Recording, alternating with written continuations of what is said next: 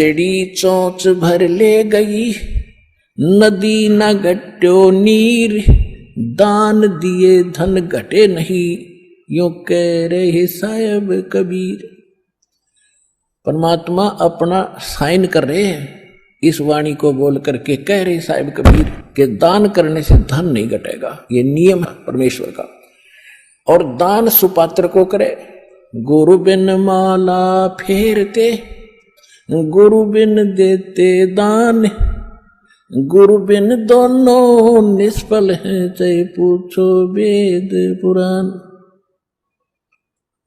देते को हर देत है, जहां तहां से आण, अण देवा मांगत फिरो, फिर साहिब सुने ना कान।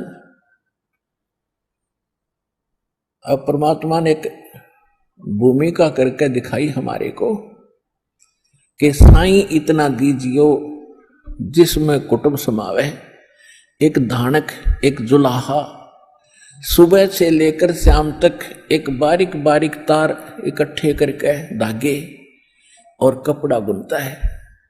एक दिन में मुश्किल से भी 5 फुट 10 फुट बना पाता है, 5 फुट 4 फुट, और बहुत लंबा सैकड़ों फुट का तार वो थान बनाना पड़ता है। ताना बनाते थे, वो हफ्ते में पूरा होता।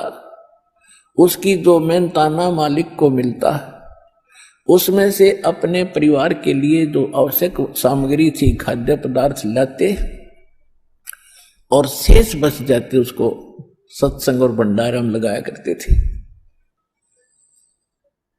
इस प्रकार परमात्मा हमें उदाहरण देते हैं कि इस लोक में आप भगवान की भक्ति अवश्य करो, पूर्ण संत से प्राप्त करके, फिर परमात्मा एक्शन में आवेगा। और वैसे आप ये फार्मूले अपनाओगे तो सफल नहीं हो पाओगे, क्योंकि फिर आपके साथ काल रहेगा, ये मन है, और केवल वर्क डन मिलेगा आपको। यहां वर्क से भी अलग मिलेगा आपको, किस्मत से भी नारा देगा परमात्मा, क्योंकि हम परमात्मा से कुछ और मांग ही नहीं रहे, इतना ही मांगते कि हमारी भक्ति बनी रहे और हमें कोई आवश्यक वस्तु का अभाव ना हो, बस इतना सा। अब जैसे ये सोचते हैं अपने बच्चों के लिए ये बना दूं वो बना दूं। एक लाला जी था सेठ धनी, उसने अपने मुनीमों से एक दिन अपनी टोटल संपत्ति का, सारी संपत्ति का टोटल करवाया कि कितनी संपत्ति होगी। उन्होंने बताया जी इतनी होगी, मेरी कितनी पीढ़ी इससे निर्वाह कर सकती है। उन्होंने बताया कि जी आपकी 5 पीढ़ी तो बैठा खा सकती है, इतनी संपत्ति आपके पास, धन है। अरे भले आदमियों, फिर छठी क्या खाएगी? वो छठी क्या खाएगी? और कुछ विधि बताओ। तो उन्होंने कहा जी साधु संत बताते हैं, उनके सत्संग सुनने चाहिए। तो सत्संग में बताया गया कि भाई दान करे, जब धन चाहे तो दान करे, और दान से धन घना मिलता है। और दान में जैसे साधु संत भक्तों को जो दान कराया जा, वो ज्यादा लाभ देता है। जैसे यहाँ तो सारे साधु संत आते हैं, भगत, असली भगत तो यहाँ आते। फिर भी जो भी जैसा मालिक के नाम पर कहीं के जंगलों में झोपड़ियों में बैठे थे साधु भक्त, तो पिछले संस्कारी होते, पिछले पुण्य उनको प्रेरित करते हैं, तो वो कहीं ना कहीं बैठ कर राम राम करते ही रहते हैं। लेकिन भविष्य का चार्जर उनके पास है नहीं, पिछले पुण्यों उनके पास है, जिस कारण से प्रेरित होकर के इतना बड़ा फैसला लिया, जंगल में बैठे या कहीं भी कोई साधना कर रहे हैं। तो उनके पिछले पुण्य ही वहां फल रहे होते हैं। एक आधे को आशीर्वाद दे दे, उन्हें लाभ हो जाए, उसको रोटी मिल जाए, ऐसा चल रहा था इनका काम। तो एक साधु था और पति पत्नी थे, दोनों वहां रहते थे। उनको मालूम था यहाँ भक्त हैं। तो उस लाला जी ने क्या किया, सेठ ने सभी मुंशियों को कहा कि नौकरों को साथ लो और आसपास जितने भी साधु संत हैं सबको आटा दे आओ, किसी को जो मांगे खांड दावल चाल सब ले जाओ और दे के आओ। अब देते हुए आ रहे थे, उस भगत के यहाँ आए। उन्होंने कहा कि ले भगत जी, हमारे लाला जी ने आपके लिए एक सीधा भेजा है, यानी आटा चावल खांड नमक आदि दाल आप ले लो। उसने अपनी पत्नी से कहा कि देखना कितना सामान अपने पास है। उसने कहा जी शाम का है, दिन में गई थी, शाम का हमारे पास है। शाम का है? कहा जी। उन्होंने कह दिया भी हम नहीं लेते, हमारे पास शाम का सामान है। तो वो कहने लगे भगत फिर कल भी खा लियो। बोला कल की कल देखी जाएगी, अब नहीं ले हम। बोले कमाल की बात है। उन्होंने नहीं लिया तो वापस लेकर आ गए वो। सेठ ने पूछा तुम दे के क्यों नहीं आए? वो एक और वहां भी था, उसने गिन रखे थे, सारे गिनवा रखे थे। उसने कहा जी उन्होंने ये नहीं लिया। क्यों नहीं लिया? उसने ये कहा कि शाम का तो है, सुबह का भगवान और देगा, आप देगा, हम टेंशन नहीं लिया करते। अब उस लाला जी का सिकरो घूमया फिर दिमाग का, अरे तेरा गजब हुई हो, मैं तो छठी पीढ़ी का ठेका ले रहा हूं, सुबह की भी परमात्मा पर छोड़ दी। वहां से चलकर वहां आया, उसने पूछा कि भाई आप ऐसा निर्णय क्यों ले रहे हो, भूखे मरोगे? भूखे? वो कहने लगे भूखे मरा करें वो जो भगवान पर विश्वास नहीं करते, और हमें भगवान आगे से आगे देता उसने, क्योंकि ज्ञान सुन रखा था। लाला जी को बैठा लिया, कहते मां के पेट में जब आप थे किसने चिंता थी तेरी? हाँ यह तो बात सही है। जब आप मां के गर्भ से बाहर आए आपका दांत नहीं थे, आप रोटी चावल आटा नहीं खा सकते थे, और उससे पहले आपकी मां के सतन में दूध भी नहीं था, हक नहीं था। बाहर आते ही बालक कितना चिंतित है, आपको अमृत दूध पिलाया। अरे तू ठेकेदार हो रहा छठी पीढ़ी का, तेरी बुद्धि भ्रष्ट होगी लाला जी। और गधे की योनि में जागा तू। तेने बोला जी के करूं मैं तो मेरे गया के करूं, कोड इकट्ठा कर लिया तने, पाप का भागी तू होगा, खाएंगी तेरी पीढ़ी। वो अपनी किस्मत साथ लेकर आएंगी, तेरे भरोसे नहीं है। अब क्या करूं मैं तो मेरे गया जो बोला, इसने बांट दे, धर्म कर दे, तेरी जान बचेगी। तब उस लाला जी ने वो भंडारा शुरू किया, धन भी नहीं बचेगा तेरा। तो कहने का भाव यह है पुण्यात्मा, हम तो बहुत लंबा चौड़ा हिसाब लाए बैठे हैं, एक पल का भरोसा नहीं। देखो अंत में आपने इस स्थिति में आना पड़ेगा, और जिस स्पीड पर आप चले इसका कोई अंत नहीं। आज किसी के पास एक प्लाट है और थोड़ा सा जुगाड़ होते तो सोचे एक और लूं, और फिर और जुगाड़ हो गया तो एक और लूं, वहां थोड़ा सा ठीक मिल रहा है, रेट ज्यादा होने वाले हैं, वहां भी दाव लग गया तो 30 चौथा और दूसरे शहर में ले लूं, इतने मृत्यु हो जाएगी, और फिर कुत्ता बनकर वहां घूमया करेगा सैर सपट्टे करता। यह बात आपने याद रखनी पड़ेगी, 101% सत्य है। अब जो आपको दास ने परमात्मा की वाणी सुनाई थी कि सुरपति दुखिया भूपति दुखिया, अरे रंग दुखी बपरीति हो। अब सुरपति देवताओं का राजा इंद्र बहुत दुखी, इसका इतिहास पढ़ के देखियो इंद्र का पुराणों में। कहते हैं एक बार एक ऋषि ने इसको श्राप दे दिया इंद्र को, उसका स्वर्ग उजड़ गया, और इंद्र मांगता फिर जंगल में धक्के खा रहा। और फिर कभी देखते हो राक्षसों ने चढ़ाई कर दी, देवताओं का राक्षसों का लठबाज रहा है झगड़ा हो रहा है, और मृत्यु के बाद फिर इंद्र गधा बनता, गधा।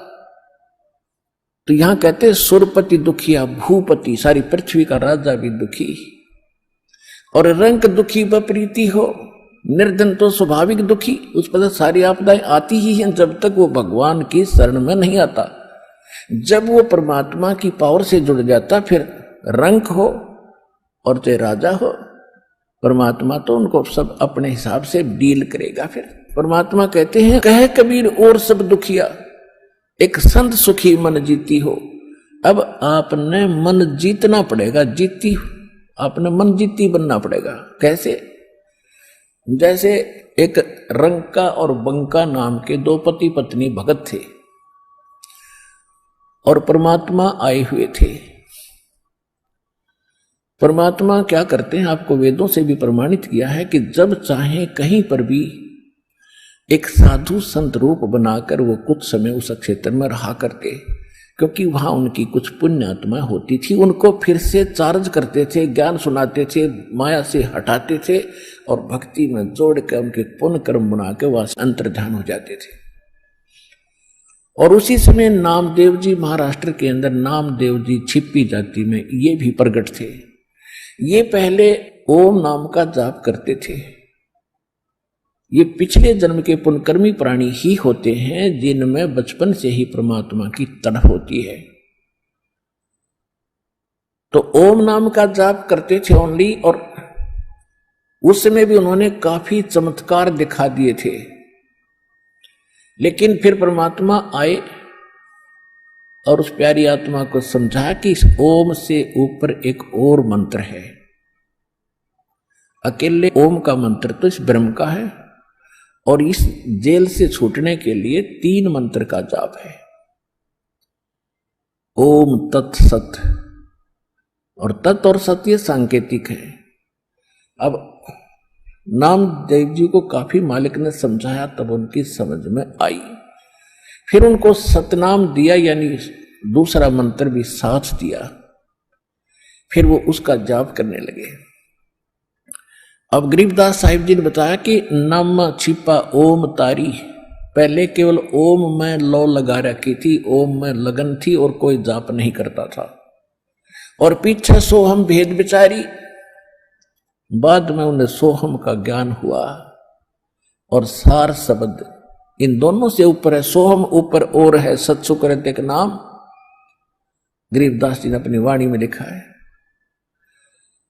कहते नामा छिपा ओम तारी, पीछे सोहम भेद विचारी, और सार शब्द पाया जद लोई, आवागमन बहुत डावी। तब नामदेव जी का कल्याण हुआ। जब परमात्मा आए हुए थे उनको सार नाम दिया नहीं था, मालिक समझाया करते थे, सतनाम प्राप्त था। लेकिन पिछले संस्कार इतने प्रबल थे। एक दिन नामदेव जी जा रहे थे कहीं से, और साथ में रास्ते में एक मंदिर था। मंदिर में ब्राह्मण लोग अपनी आरती उतार रहे थे, और आरती उतार रहे थे, बड़ी लय से गा रहे थे। नामदेव जी के भी वो परमात्मा की आरती का धुन लगी। वो तो घंटियां बजा रहे थे, कोई ऐसे झालर पीट रहा था, लगा रहा था, और उसने अपनी दोनों जूती निकाल ली, जूती होती थी, दोनों निकाल ली, उनको ऐसे बजाते हुए, और वो आरती गाते हुए ब्राह्मणों के बीच में घुस गए भगवान के दर्शनार्थ मंदिर में। अब पंडितों ने देखा कि ये छोटी जाति का हाथों में जूते लेकर आ गया हमारे बीच में, इसने तो भ्रष्ट कर दिया भगवान के मंदिर को। और वो धुन में लगे हुए थे, उनको धक्का में जावा नहीं, वो अपने मंडरे उसको पकड़ कर जबरदस्ती घसीट के और मंदिर के पीछे पटक दिया। वो वहां पड़े पड़े भी ऐसे आरती गा रहे और जूतियों से पीट रहे। परमात्मा ने वो मंदिर का मुख नामदेव की तरफ कर दिया। पंडित जी पिछली साइड में पिटे झालर पीछे न खड़े।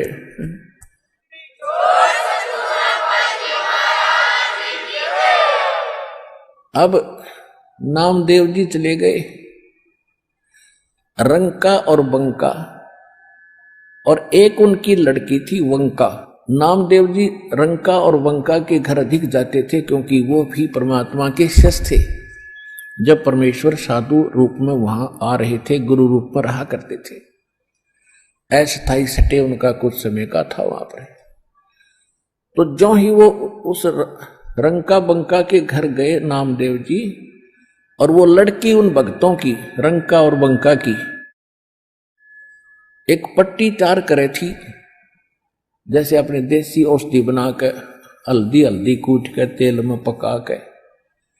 नामदेव ने पूछा, बहन क्या कर रहे हो ये?